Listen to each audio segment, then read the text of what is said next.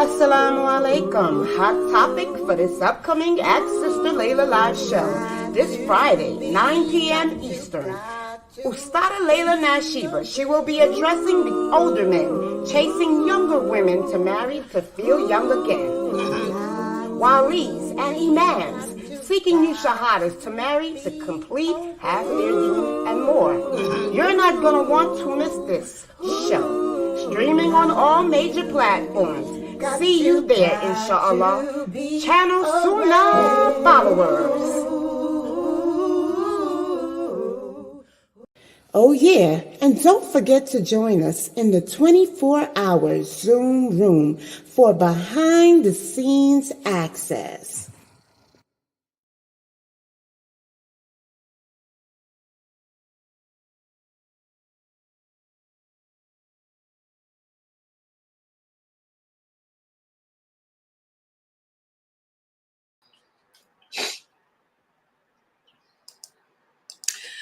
Okay, Ina alhamdulillah, wa salat wa salam ala wa rasulullah. I want to welcome everybody to our class. This is our class entitled the Maqasidic Tafsir. And this is another book that's put together by Sheikh Kareem Abu Zaid. And this is the picture of the book. For those of you who have not yet purchased it, you want to please get over to Amazon and get a copy of this book. It's $18.90. And I'm telling you, we're going to try to cover the whole. This is another series. He just put another book out. Excuse me, so tired. Inshallah, we're going to try to cover this entire series. So again, for those of you who don't yet have the book, you want to get over to Amazon and purchase this book. And also for those of you who are new tuning in to me, you want to also get the book, Know Your Lord. That's for the Akida class that I'm teaching every day at 6:30.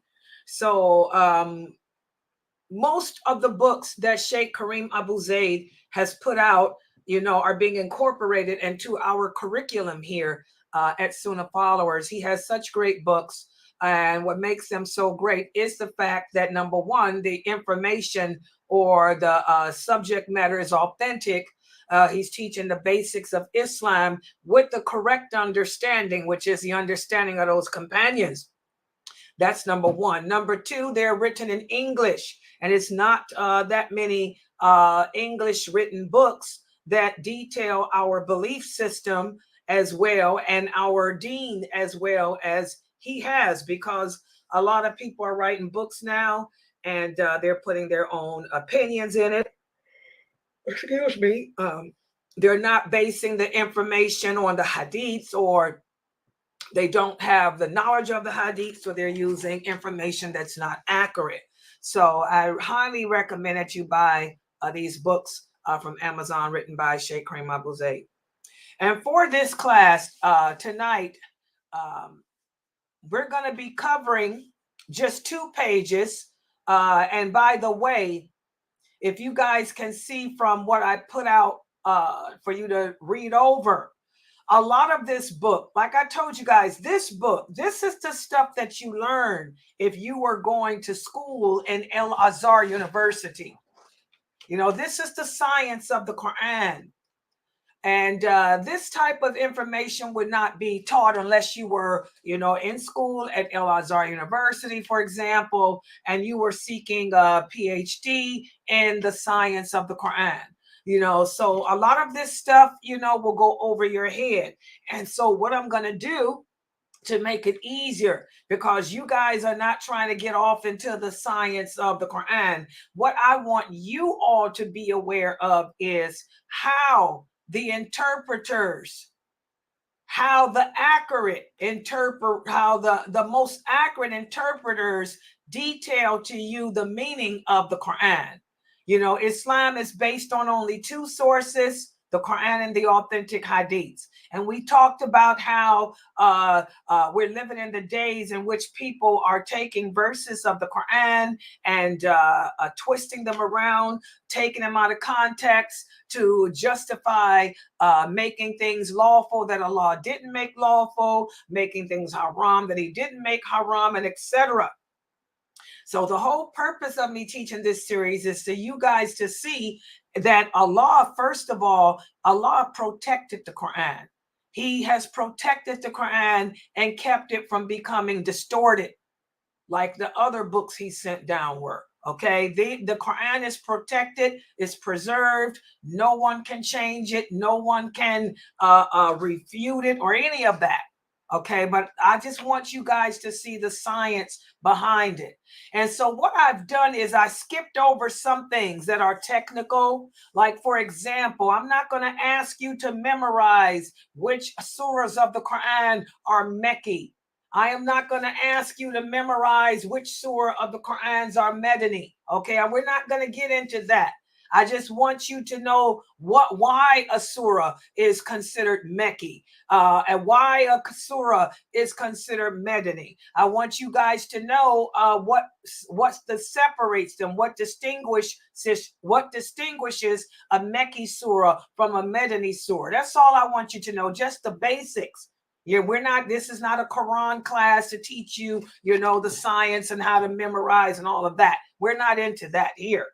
I want you to understand the significance of the Mecca period of our history, the significance of the Medini period of our history. That's all. So we're going to do some skipping around.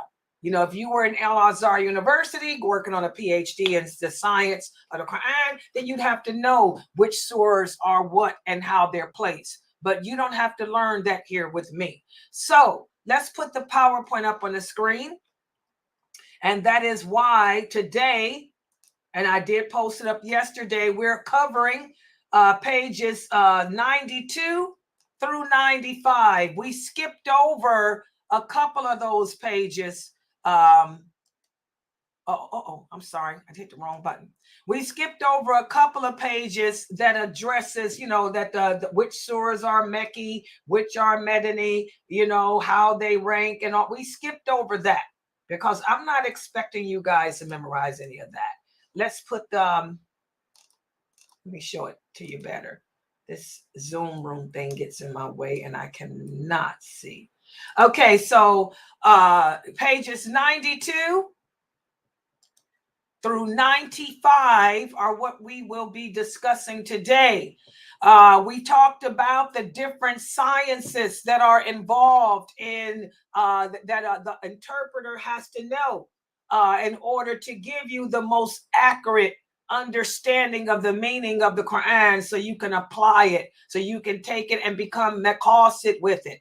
Okay, so we're going to speak about the science of connectivity. But before we do that, this is what I wanted you to walk away understanding about the Mecca and Medini surahs.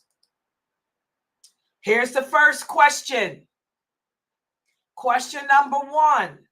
The Mecca surahs of the Quran focus on what aspect in the development of the Muslim? Who can answer that question?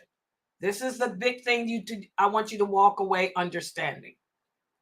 The Mecca surahs of the Quran, they focus on what aspects in the development of the Muslim, or what parts of our development as a Muslim? Anyone? Come on. Come on, people. No one knows? Is there anyone in the Zoom room? Nobody's here? I have a dead audience today. I got a dead audience in my Zoom room. What about the people? I know you got lag on YouTube. Let me give y'all a couple of seconds.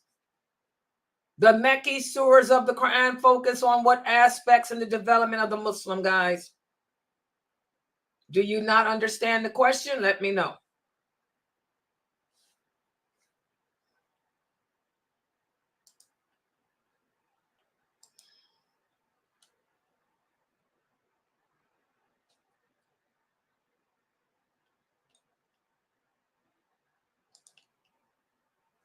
Okay, my Zoom room is dead. Literally. Nobody has an answer on YouTube. If you guys can't answer these questions, and there's no need in me to go any further for today. Nobody on YouTube or Facebook knows either. All you people logged in. Meccan source focus on the deen, on learning the deen. What you mean by learning the deen? Learning the deen means learning the religion. Your prayers, learning Tawheed. Okay, is it learning pray? Okay, learning. Okay. Good job. The Meccan surahs of the Quran focus on Aqidah or belief system. That's what I want you. Don't say the deen. The deen is everything. No, it's not everything. What part of our development? Our belief system. Everybody understand that?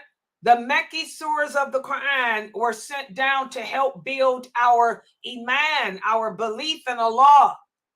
You have to be able to crawl before you can walk. You know, just because we convert to Islam doesn't make us a believer. We have to learn what it means to believe in Allah. So the Meccan surahs of the Quran focus on the Aqidah or the belief development of the Muslim. Okay, let's look at question number 2. If an interpreter is looking to understand the implications behind a law of Allah, most likely the surahs he would look at are which? The Meccan surahs or the Madani surahs? If a Quran interpreter is looking to get a good understanding of the implications behind one of Allah's laws, which surahs would he most likely look to? The Meccan or the Madani? The Madani. Okay, good job. And good job, Geechee, too. Why the Madani? Why is it he would look at the Madani surahs? Who can tell me? This is all you need to walk away from last week understanding. Why would he look to the Madani surahs? Because the Madani surahs was about the laws and what you can and can't do. Exactly. The Madani surahs focus on the laws of Allah, the laws and obligations and things like that. So those are the 2 points I want you guys to remember. You don't have to memorize which surahs of the Quran are Meccan, which surahs are Madani, because if you have any Quran that you have, it's going to tell you. Every Quran tells you if a surah is Meccan or Madani. But I want you guys to know why, what that means. So now, understanding that, we can then crawl to the next part of the book, which is pages 49 through 52, I think I put. There's another science that's used to understand and interpret the Quran. We talked about how the interpreter or the person that's going to give you the explanation or the meaning behind the Quran, he has to have knowledge of the Arabic language, knowledge, the science of linguistics, the science of the language. He also has to know the history, of the biography of the Prophet, sallallahu alaihi wasallam. Okay. And another science that he has to know is the science of connectivity, which in Arabic is called el-munasaba.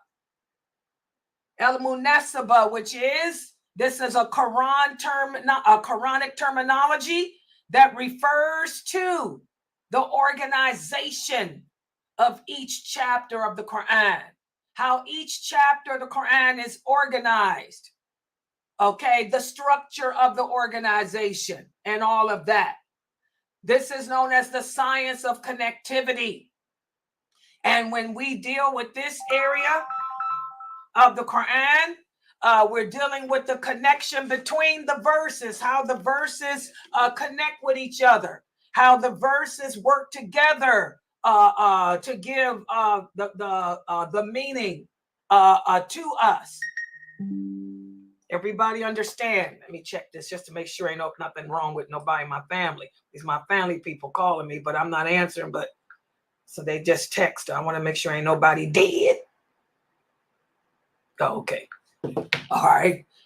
People get popped. I don't want nobody popped. All right.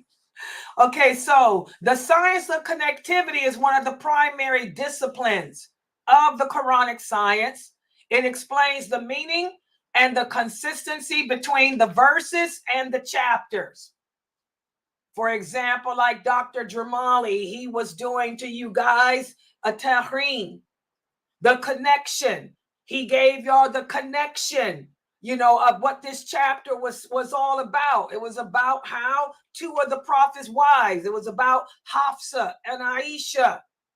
How Hafsa and Aisha, radiallahu anha, they did something that was really bad to do.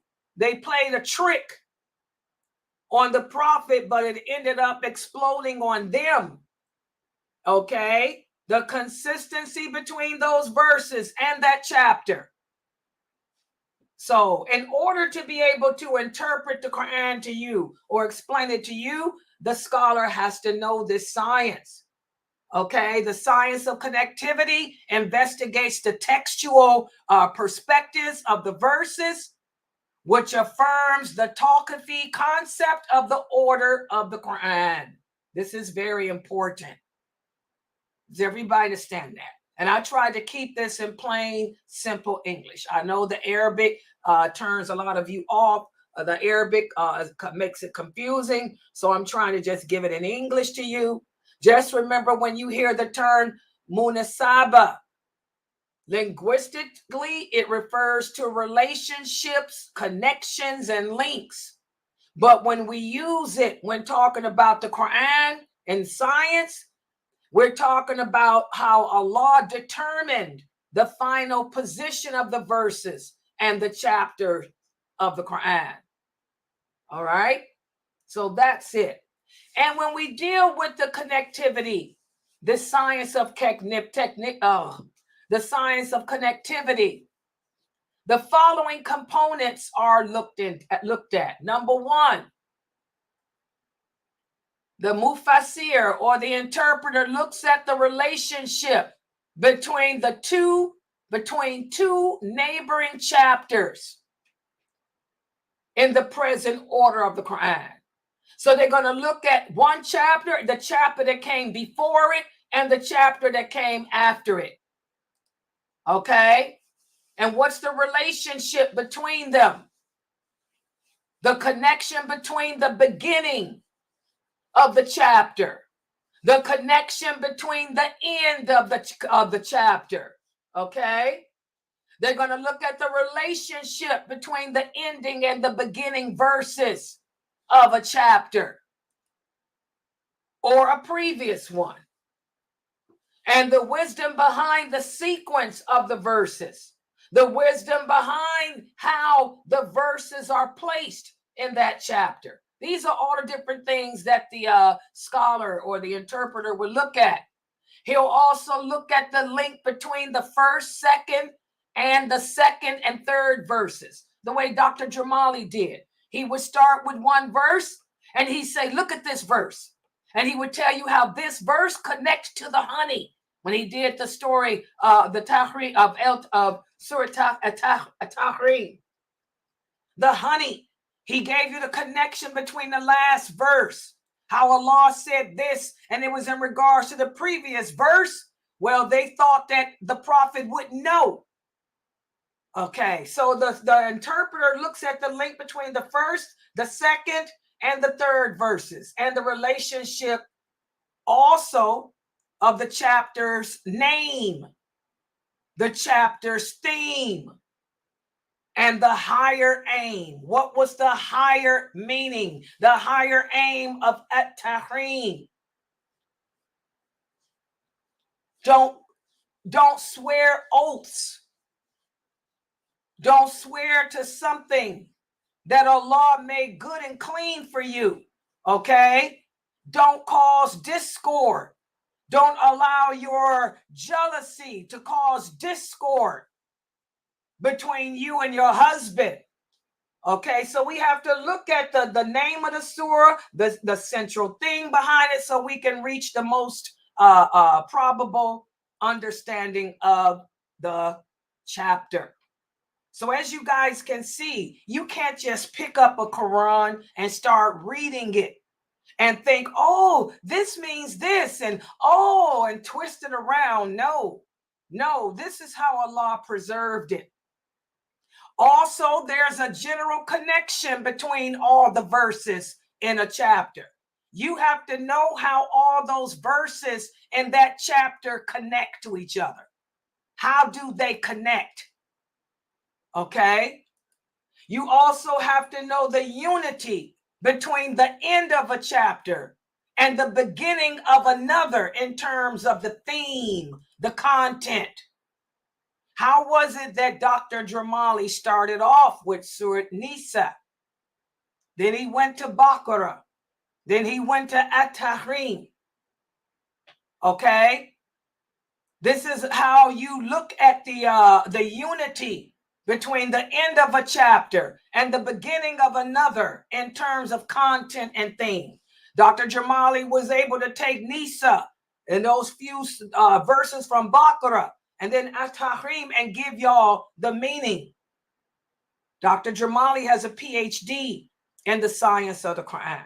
He also has a PhD in the science of Hadith. This is his specialty. Okay? Also, the interpreter. Walaikum salam, brother. Also, the interpreter.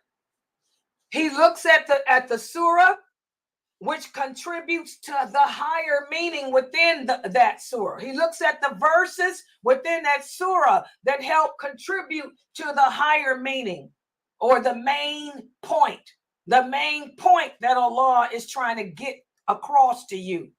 So you can in turn take that main point and apply it in your life. So as you can see, guys, it's a science. There's a science behind understanding the Quran. That's why not everybody can teach tafsir. Not everybody can teach a Quran tafsir class. You have to know the history. You have to know the linguistics. You have to know the period of revelation. You have to know the placement. You have to know the general connection between the verses and what other verses in another chapter, like Jamali was able to do, to hop from Nisa to Baqarah to At-Tahrim to get that full Maqasidic, the Maqasid meaning. It's a science. Now, let's hit on this part here. There are some scholars that dismiss the need to have an approach like this with the Quran. Okay? And for those scholars who do challenge this theory, they argue that the science of connectivity allows for the verses to become distorted or misinterpreted. However, this view is weak. What makes it weak is, although the theories of connectivity have been used by many people in academia, they don't just depend on the science of connectivity. They also use the other sciences of the Quran too to come up with a better meaning. Like when Dr. Jamali is doing his class on spousal rights. When he flips around from Nisa to Baqarah to At-Tahrim and Tawbah, other chapters, okay? He's not only using connectivity, the science of connectivity, but he's also using the science of linguistics too. He's also using the other sciences as well. And again, this is what any well-grounded scholar would do. They wouldn't just rely on one aspect of science, of the science of the Quran. They would use the other aspects of the science of the Quran as well. Does everybody understand that? And again, whatever theories that a person comes up with, whatever theories or point that an interpreter comes up with, it cannot contradict. Remember, we talked about this. It cannot contradict other evidence from the Quran. So whatever theory you develop, it cannot contradict others. Let me give an example. Right now, we have some brothers who call themselves scholars. They want to divide the laws of Sharia up. They want to divide the laws of Sharia, Allah's laws in the Quran, into two groups: essential laws that we have to abide by, and non-essential laws that we don't have to abide by. An example that they've come up with of a non-essential law is we can support LGBTQ. This totally contradicts what Allah says in numerous verses of the Quran about us not taking part in that which Allah has made haram. We can't even sit in the company of people who commit sin, more or less protest with them, more or less boycott with them, more or less form friendships with them.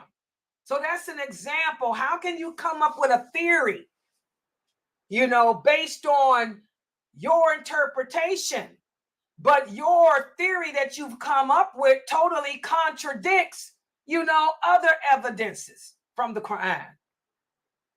And I like the way Sheikh Kareem put here the reminder from one of the scholars, Sheikh El-Fawzan. Sheikh El-Fawzan, he says, there are no contradictions in the Quran. If a contradiction is identified, it is a contradiction from yourself, from your intellect, your understanding, not from Allah.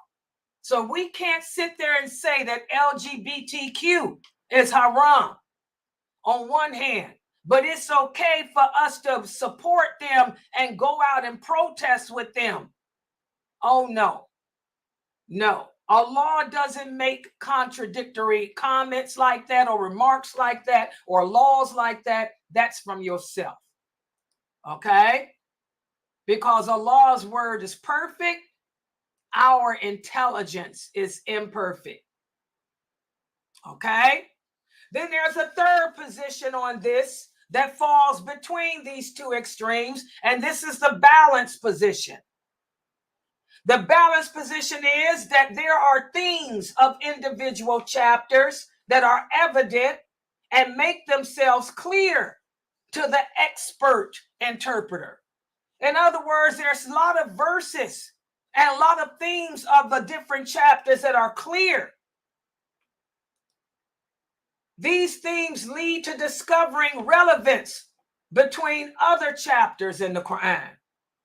And likewise, some of the Quranic verses have clear meanings, and a connection between them is feasible. So they say if the themes of the chapters and the verses are evident, then there is no harm in expressing and sharing relationships between them. This approach will prove the fulfillment, completeness, perfection, and harmony of the Quran. So, when it comes to interpreting the Quran, the interpreter must consider indicators that signify the place of the revelation, such as whether it was Mecca, Medina, or whatever. And he has to look to describe the stepping stones of those chapters that will bring us and guide us towards spiritual strength, and we can in turn apply it in our personal lives. So this is all you need to know from those pages. And I know it's a lot, but I tried to make it simple for you guys in layman terms. After this, what Sheikh Kareem Abu Zayd did in the book, if you go to page 52, you will see he took the Mecca chapters, the Mecca chapters of the Quran, the Medini chapters of the Quran, and he showed how they connect to other chapters. Like I did gave the example with Jamali when speaking about the spousal thing he was speaking about. Nisa, Baqarah, At-Tahrim. Okay. So what Sheikh Kareem Abu Zayd did in those next 2 pages is he showed how certain chapters of the Quran connect with others. You don't have to memorize all of them. It's a lot. You don't have to remember all of that. You don't have to, just know that that stuff exists, that this is the science. Just know that this is the science of connectivity. The science of connectivity is when you look at verses of a chapter and see how they connect to other chapters or verses within other chapters. That's all you need to know. And I use Jamali as an example because you guys are here for his class every Saturday and you see him doing that. Based on a theme. Based on a theme. Based on a theme. Okay, are there any questions or comments? I hope I made this simple. Anybody confused, or did I simplify it? No, you didn't simplify it. Nothing that mess hard as hell. Now, what do you mean by use layman's term? What you mean by a theme? What's a theme? A theme is a topic, a subject. Okay. And that's why I used Dr. Jamali. Jamali's subject was the rights of women. All right. Okay. So what did he do? He started off with Surah Nisa, which is a surah that, what's the name of the surah? Women. So he started off with that, the rights that Allah has given us in Surah Nisa of women. But it doesn't stop there. He then went to Surah Baqarah because there's connectivity. Surah Baqarah. So what you mean connectivity? Is more verses over there about that than right there? Yes. All right. You know, he went to Surah Baqarah because there's also verses in Surah Baqarah that also speak about the rights of women in Islam. So there's a connection between Nisa and there, and it didn't stop there. There's also connections with At-Tahrim, which is another surah. So what he did was went in there and showed the verses in that surah that also connect to the rights of women, as we started off with in Nisa. So that's what that means. You know, there are some verses. In other words, it's not like reading a book, a Kafir book. I want to look up something, you know, in a book. Everything is in this one chapter. No, it's not like that. There's verses in that Allah put that would connect, that more will connect in other chapters. The same with the hadiths. You're not going to pick up Bukhari and see the whole history of a hadith. No, you're going to read one sentence here in the book of knowledge. Then in the book of prayer, more of that same issue. Then in the book of fasting, more of it. You have to connect them together. This is the science. And this is how Allah protected this religion. Because you just can't pick up a book and start reading and say, oh, now I know what this surah means. No. You want to know your rights as a woman? You ain't going to find them all in Nisa. There's some of them in Baqarah. There's some of them in other surahs. Surah Nur has some too. Okay, so connectivity. The scholar of the Quran knows which surahs have that connectivity, and they'll be able to connect it. So like if you went to a scholar of this religion and you wanted to know, for example, what your rights are, he's not going to sit there and give you, or just give you Surah Nisa, what Surah Nisa says. He knows how to go to all the other surahs that have that same theme, that same subject, that same connection, and give it to you. Just like when you guys come to me and ask me about hadiths. When y'all give me a hadith, oh, you know, the prophet said if a person lives to be 50 years old, ain't no excuse. Oh, no, that ain't what that hadith is talking about. It's a lot more to it. I'm getting ready to connect it. I'm going to connect the dots, you know, so that's what it is. It's a science. The Quran and the hadiths are a science, guys. And Allah put it this way on purpose to prevent man from destroying this religion, to prevent man from making the same mistake they made with Christianity and Judaism. And Allah says this is all wisdom. It takes wisdom. And Allah doesn't give wisdom to everybody, only to a select few. Only a select few can understand how that Quran, the dots connect. Only a select few can understand how those hadith dots connect. That's Allah's way of protecting it. Does that make sense?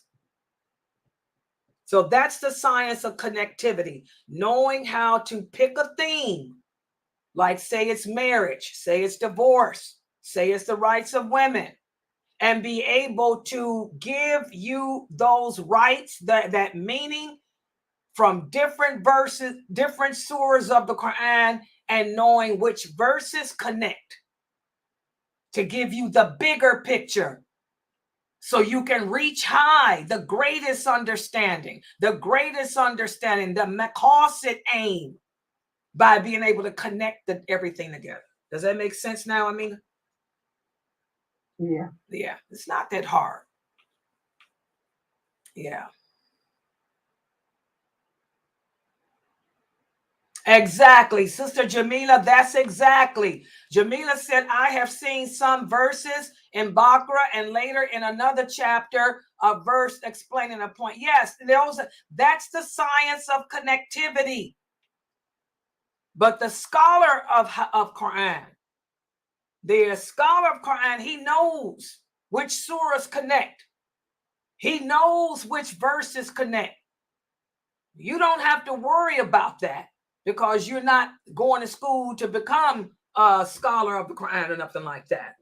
But just know the procedure, know how it's done. That's all I'm trying to do, is get you guys to know how it's done.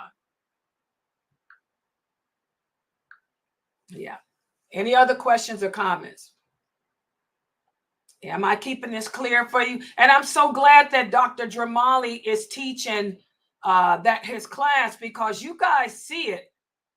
We got how many? We got 3 Quran classes here at Sunnah Followers. For those of you who are new here, we have 3 Quran study classes here. We have Dr. Asim. He's also a PhD scholar of Quranic science. He's also a scholar of linguistics. He's a scholar of the Fusha Arabic as well. We have his class, which is called Quran Interpretation. What does Dr. Asim teach? He will give us verses of the Quran that address a topic. And then he'll tell us what Allah is saying in those verses. He'll break down the meaning of those verses. And then he'll ask you to take that meaning and apply it to yourself. For example, this week, we'll be continuing with love. How Allah speaks about love in the Quran. How Allah speaks about in different verses. We already talked about that. Different verses of the Quran, Allah speaks about how man becomes deluded. We become deluded by this thing known as love. We'll end up loving our children, our family, our property more than Allah, when our love should be for Allah first and foremost, and then for his prophet Muhammad, and then yourself, because then you'll be able to save yourself from the hellfire. Then you'll be able to make better choices. So that's his class. His class is taking the words, taking a few words from the Quran, explaining the meaning of them. And now how can you apply that to your life? That's his class. Then you have Sheikh Saud. Sheikh Saud is another scholar of the Quran. He has a PhD in the science of the Quran too. Sheikh Saud is teaching you how to reflect. He's teaching you reflection and implementation. What is Sheikh Saud's Quran class called? His class is called Reflection and Implementation. He's breaking down the meaning of the verses of a surah. He'll take one surah, break down the meaning and tell you why Allah sent these verses down. He'll tell you what happened, who, what, where, when, why. And then he'll tell you why Allah said this, what it means. And so now you can learn from what those companions learned and apply it to your life. So his class is reflection and implementation. And then you have the third class we have here, which is Jamali. Jamali will pick a theme and connect it together to help you to become a better Muslim. He wants you to know what your rights are as a Muslim woman. He wants you to know what your roles are as Muslim women. So he uses the science of connectivity to tell you what Allah said your rights are, what Allah said your roles are, okay? What are the rights of your husband? What are the roles of your husband? Then he talked about what are the rights of the children? What are the roles of the children? Now, how can you take this and better yourself spiritually? So we got 3 Quran classes, and y'all get to see all 3 different approaches. You guys get to see the different approaches here. But you got to pay attention. You have to open up your eyes. Y'all can't just be logged in my Zoom room, dead. What do I mean by that? Logged in my Zoom room, just logged in, but you ain't here listening. You got to pay attention. A lot of knowledge here. You have to take advantage of it. Yeah. Does that make sense, Jamila? Yes, brother Mike. All 3 of them are scholars of the Quran and Hadith. Jamali and Sheikh Saud are PhDs in the science of Quran and Hadith. Yeah.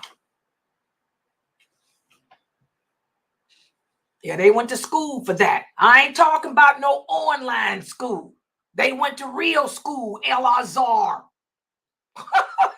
Yeah, they went to real school, El Azhar. Yeah, exactly. Any other questions or comments?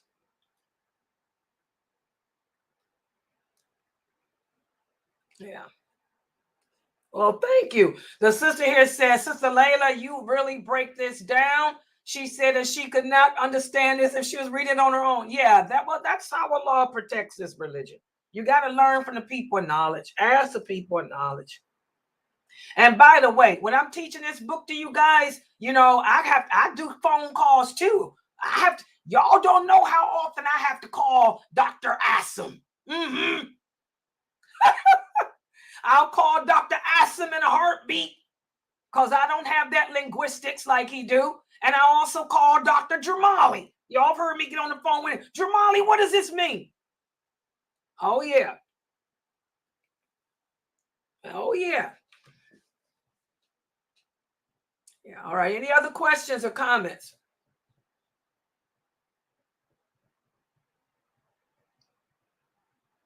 Okay. Yes. What? Yeah. Well.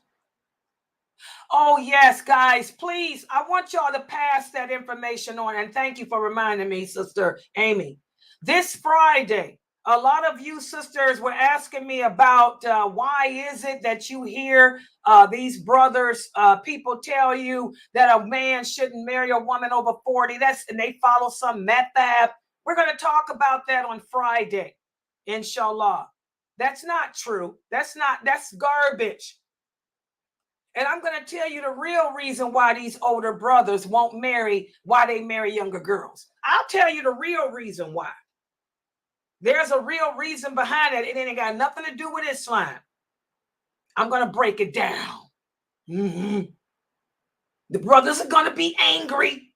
I'm going to do what the brothers do to us. They always trying to tell you sisters about your menses when they don't know nothing about a menses.